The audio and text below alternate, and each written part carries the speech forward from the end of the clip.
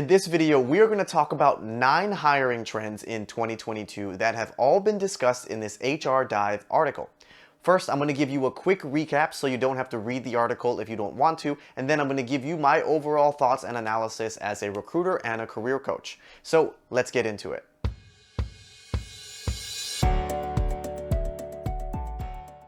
The first hiring trend this year is that companies are probably going to end up hiring more immigrant workers.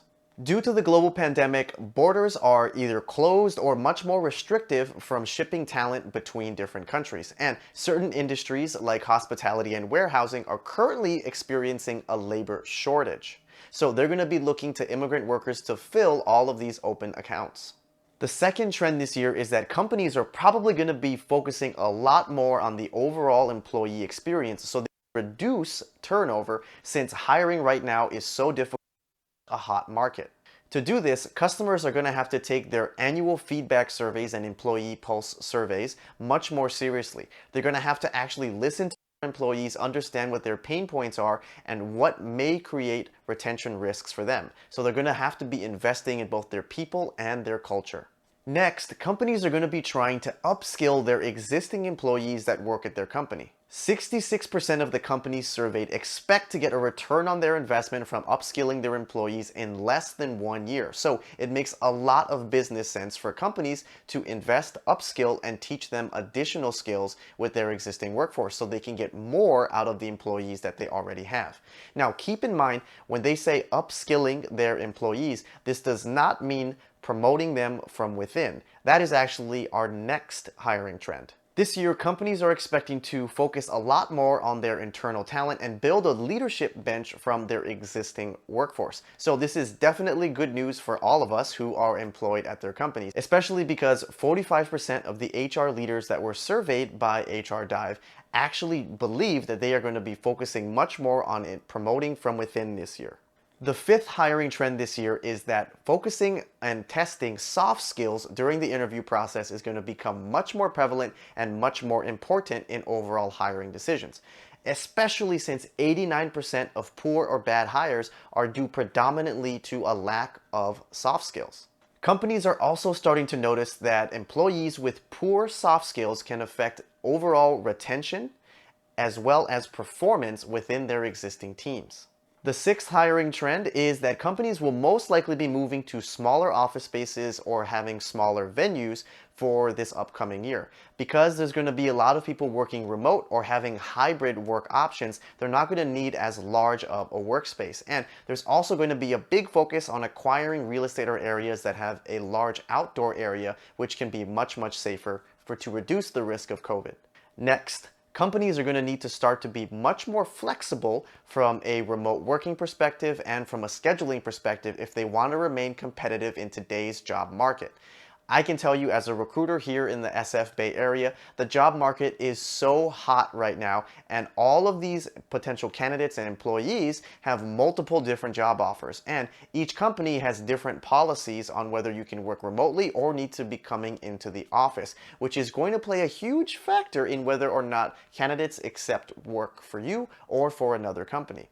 And so, make sure that when you are evaluating your options, you are fully aware of what the company's current and future policies will be around working remotely and having additional flexibility around your schedule if that is something that's important to you.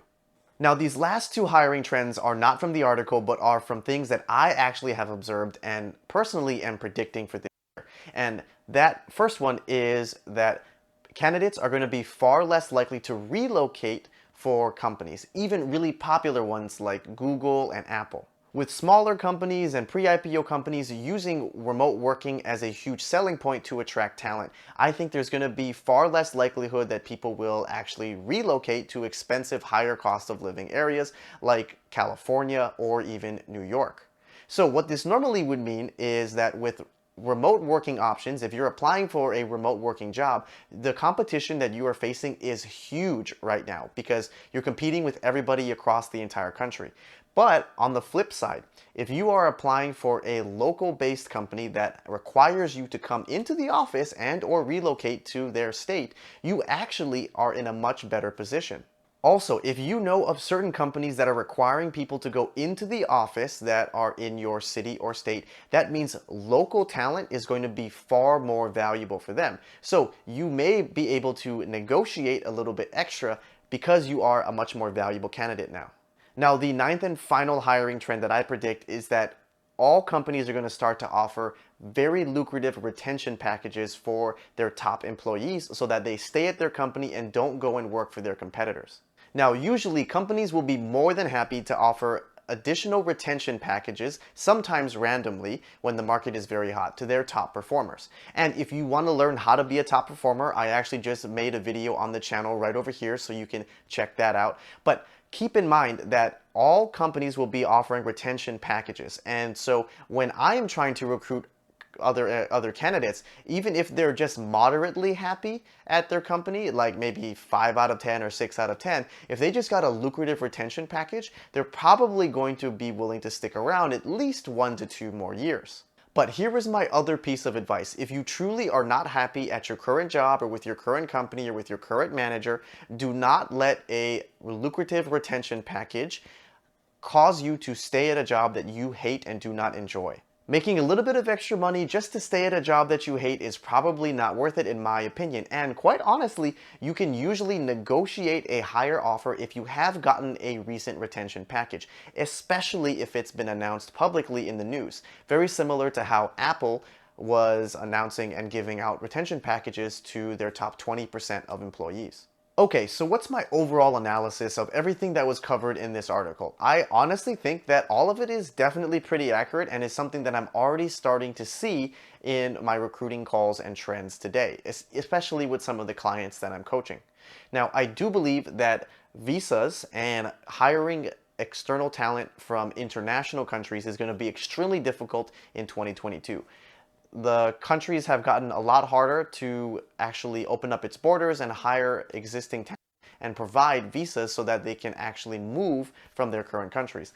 Also, from a hiring perspective, things can get very tricky from a remote onboarding and timing perspective, because even if you were able to hire an international candidate from a different country, they probably will not be relocating to the US right now because of COVID restrictions and travel restrictions. So they would basically be onboarding and working US hours while based in a totally different time zone, which would mean working hours for them are going to be pretty terrible, and managing them as a boss is also going to be pretty tough because you'll have to work weird hours of the night. So I don't foresee a lot of international hiring this year.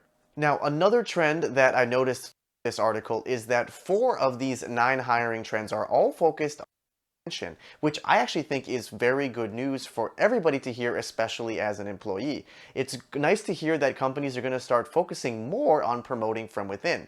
So, if you are thinking about getting a promotion or want a promotion this year, this is going to be the best year for you to actually to be a top performer and get the best performance ratings that you possibly can. And if you want to know how to become a top performer and what it takes to be successful in the workplace, make sure you click subscribe to this YouTube channel. And the last trend that I definitely want to point out and make sure that everybody is aware of is that focus on soft skills during the interview process, especially if you work in a technical field like software engineering. Make sure that you are fully prepared for your behavioral and soft skills based interviews. Usually there is this current trend going around that if all of your technical interviews go well and you're very strong technically, like in coding, companies will overlook the fact that maybe you are short on some soft skills. But as this article points out, companies are starting to realize the detriment that it may have if an engineer does not have good soft skills in the workplace. So make sure you are preparing not just for your technical interviews, but for your non-technical interviews as well. Make sure that you have really good examples of teamwork and leadership, how you can lead and inspire others, how you can play well in a team environment, and how you look out for the overall team's best interest, not just for yourself. All right, I hope you found this video to be helpful. Drop a like if you think we should make more article recaps just like this, and I'll see you in the next video.